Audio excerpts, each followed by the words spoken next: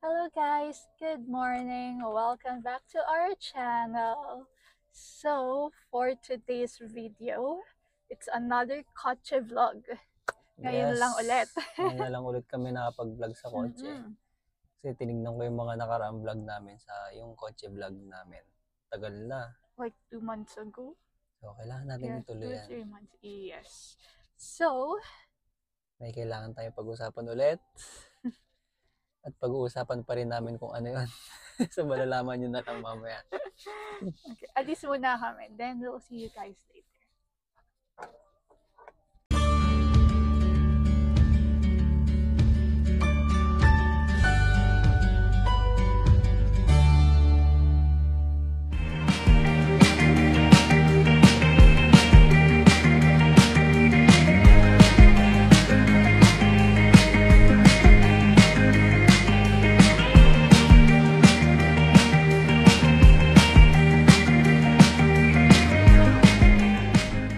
Okay guys, so kagabi, Nalasing.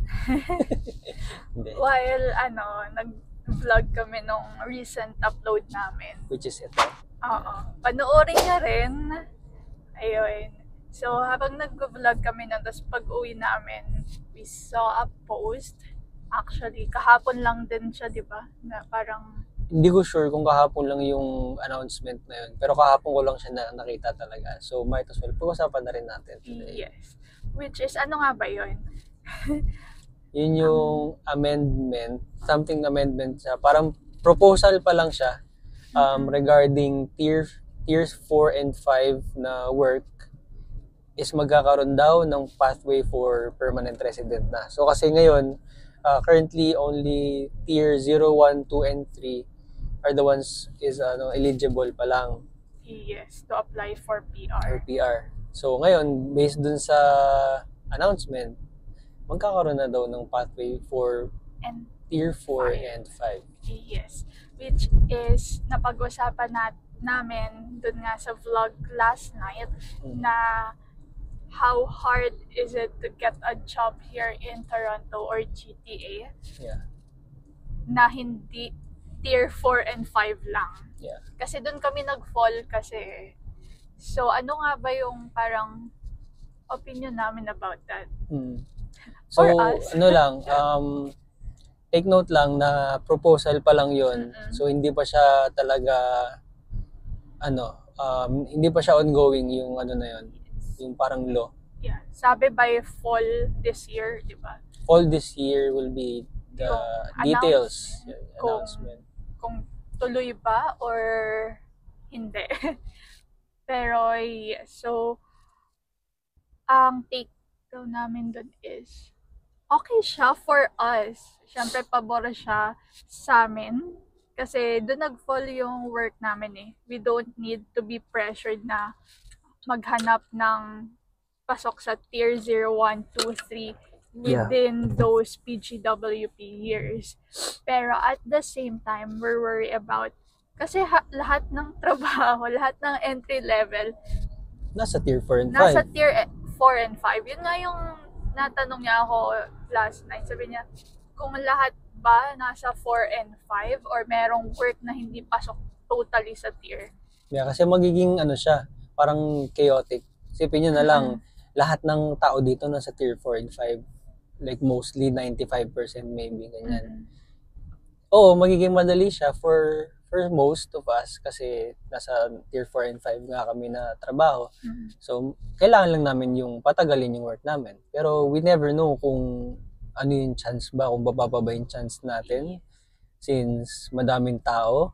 Pero kasi nakalagay doon na parang lalawak yung yung range ng trabaho na kailangan sa Canada. Based dun sa nabasa ko. So, hindi ko pa siya fully understood. So, lagay namin yung link sa description din para you can read about it.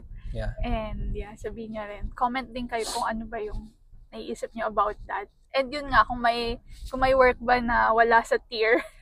Kasi if that's the case, yeah, so lahat ng tao dito sa Canada, lalo na yung mga pumasok ng students or immigrants or work permit, makaka-apply na easy for PR. Yeah. So, hindi pa natin alam yung mismong details kung ano yung mga requirements. Kasi masyado siyang, parang, for me, it's too good to be true na, tier 4 and 5, you can already apply for PR. Parang paano? Baka kasi maybe per province, mayroon lang silang, certain jobs sa tier 4 and 5 na bibigyan for PR. Yeah. Like, kunwari, dito sa GTA, baka kailangan lang nila is hospitality, mga ganun. Tapos sa ibang province, ganito lang, tier 4 and 5. Ganun. Yeah, probably meron silang criteria na hindi lahat din pasok. Super close kami, bakit? Meanwhile, dito kami sa 401, guys. May pupuntahan lang ulit kami sa may Scarborough area.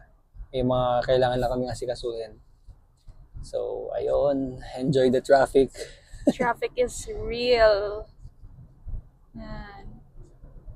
Kahit saan ma-traffic. Yeah. Let's talk about the possible Negative. negative effects if nag-proceed sila sa bagong iba yun, rules or regulations, something like that. Yeah.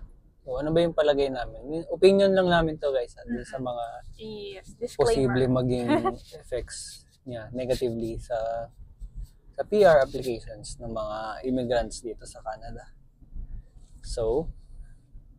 So yun nga, since most of the people here works under tier 4 and 5, lalo na yung mga newbies dito.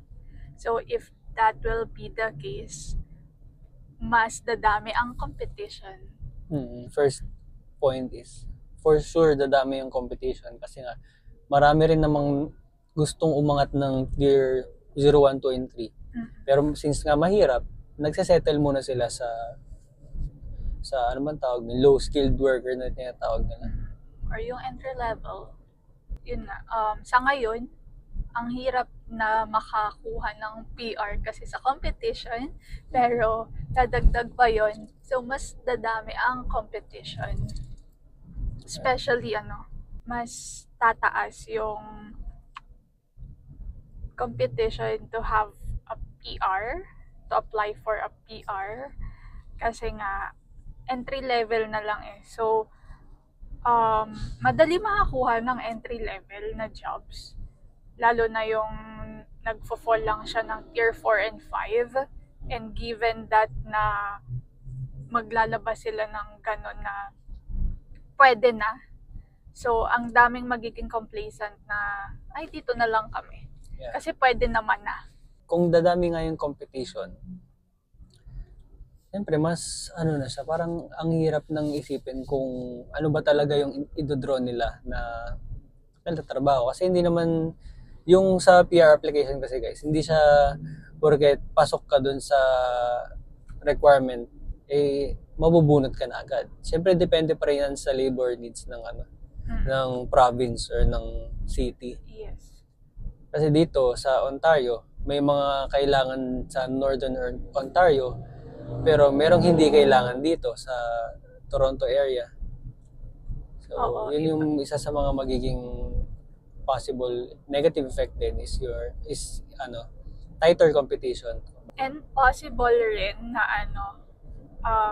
tumaas palalo yung CRS points.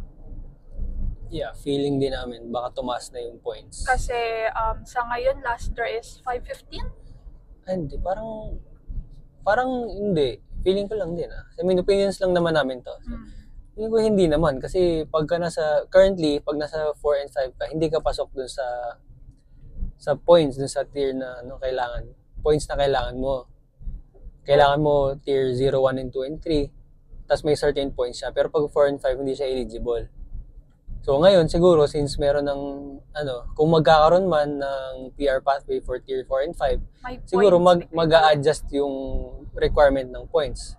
Pero like I said nga, na possible na hindi lahat ng tier 4 and 5 jobs is mabunot. Like, hindi natin alam kung kailan. So, yun. We'll never know. Bago-bago. Ang daming nag-change, lalo na sa immigration dito sa Canada. Yung ano rin pala, yun, another negative effect na naiisip ko is yun nga, mas magiging chaotic yung competition.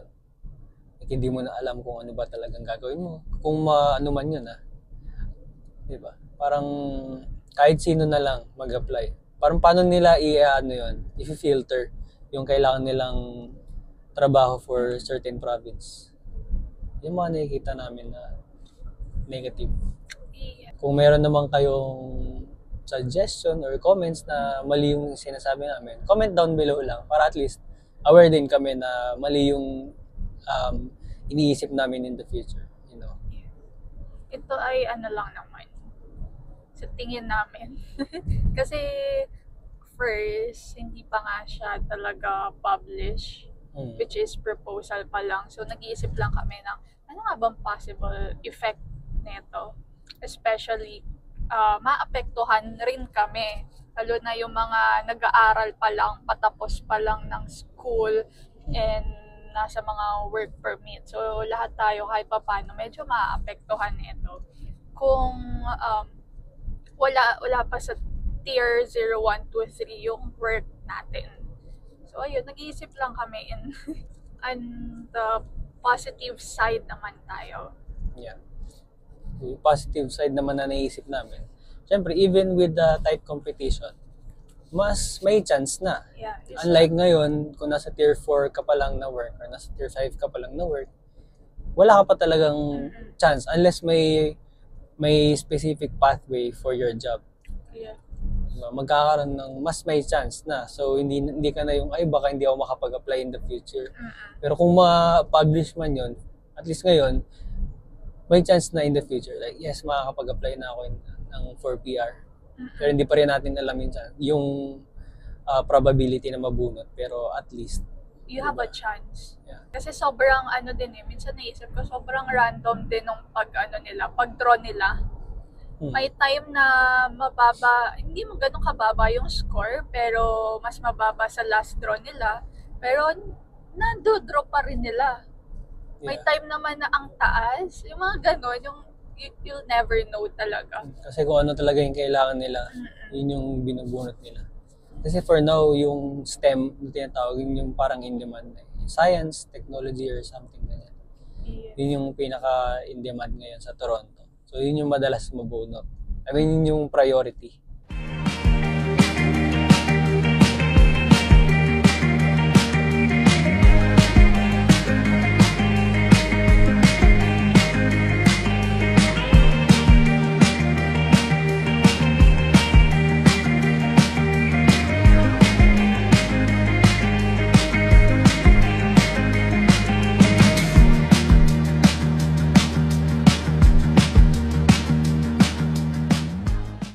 Dito kami ngayon guys sa Costco.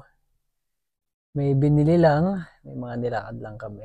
Hindi na namin kayo nabalikan kanina. Yeah, may mga inisikaso lang kasi kami. Medyo marami-rami rin, kaya yun, ngayon lang ulit kami nakapag-video after all. Then, going back to our topic, since pauwi naman na kami, so pwede na ulit tayo makapagpintuhan. Yeah. Ayun guys, mamaya mag-uusap ulit tayo. Siya muna ang driver pauwi kasi ako na lagi.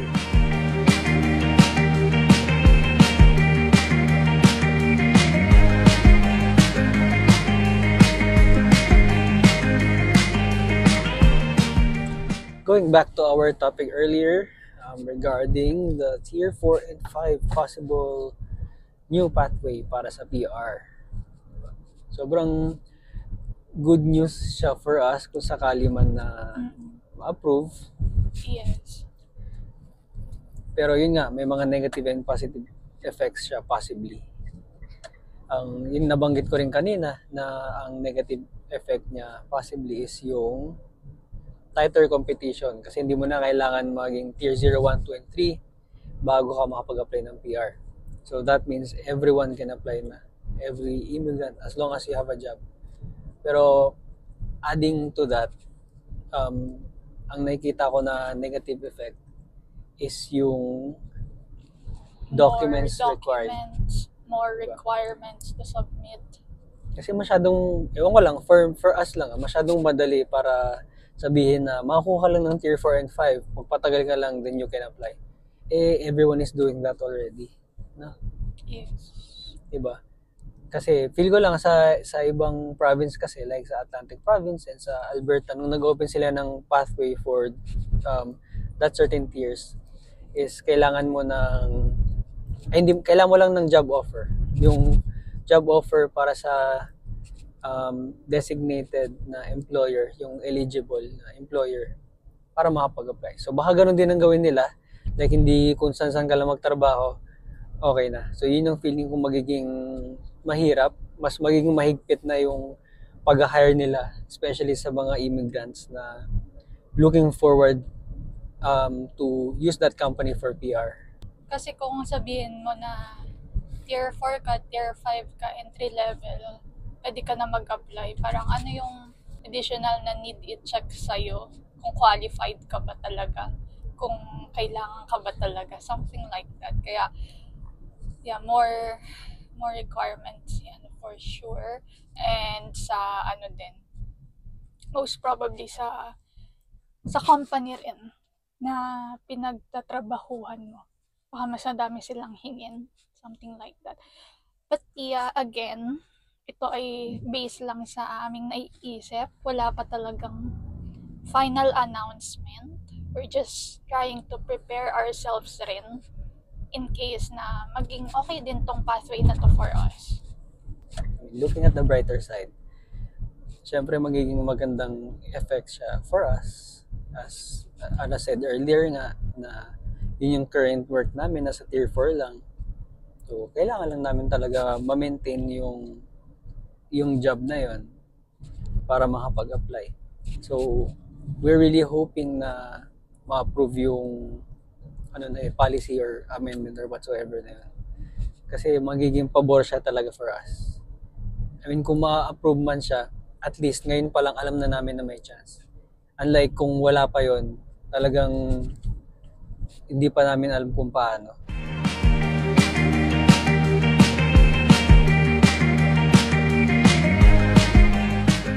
Yun, to summarize what we have discussed for today, sa tingin lang talaga namin, more on the positive side kasi kami tumitingin. So yun yung mas may nasasabi kami instead of like the negative effects. Pero we're really hoping na ma-approve siya. At least, natagdagan yung options namin. Yeah. Yung na, chances namin. Hindi lang namin kasi madami rin naman talaga na nasa tier 4 and 5 pa yung mga work ngayon. Lalo na ng mga international students. So, ayun. Yeah, kung sa tingin nyo guys na meron man kami nasabi na hindi kayo agree, just leave a comment. Yeah, para at least we learn from you guys din. And hopefully, meron din kayo natutunan. And isa siyang important thing na pwede natin pag-usapan talaga kasi lalo kung you guys are looking to move to Canada and trying to find the best pathway for you. So, yun. I-check nyo rin yun. Ililive ko ulit yung source namin. I mean, yung source ng pinag-usapan namin. Hindi yung source namin. Parang pangit pakinggan. Anyway, guys. Thank you guys for watching. Hopefully, nag-enjoy kayo sa vlog na to. Pauwi na kami at si Ara nagda-drive. And yeah.